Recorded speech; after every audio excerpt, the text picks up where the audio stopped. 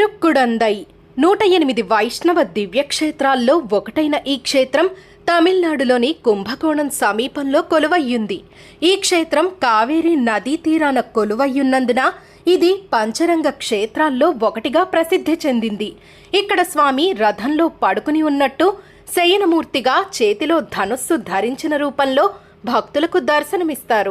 ఒకసారి హేమముని అనే ఋషి ఇక్కడ మహావిష్ణువు కోసం ఘోర తపస్సు చేస్తాడు. అతని భక్తికి మెచ్చిన మహావిష్ణువు భక్తుని కోరిక మేరకు ధనుస్సు ధరించి రథంలో భూమిపైకి వస్తారు.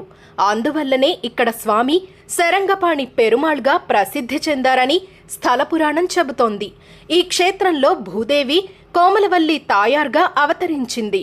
స్వామి ఆమెను వివాహం చేసుకునేందుకు భూలోకానికి రథంలో వచ్చారు.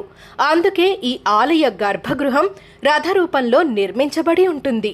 ఈ ఆలయ సమీపంలో ఉన్న పొట్రమరైకులం అనే పవిత్ర తీర్థంలో దేవతలు స్నానం చేసి పుణ్యం పొందారని పురాణ విశ్వాసం. ఈ ఆలయ రాజగోపురం 11 రంగులతో సుమారు 173 అడుగుల ఎత్తులో నిర్మించబడి తమిళనాడులోని అతిపెద్ద రాజగోపురాల్లో 3వ స్థానంలో నిలిచింది. ఈ క్షేత్రం భక్తి, చరిత్ర, కళల మేళవింపుతో కూడిన పుణ్యస్థలంగా స్తుతించబడుతోంది.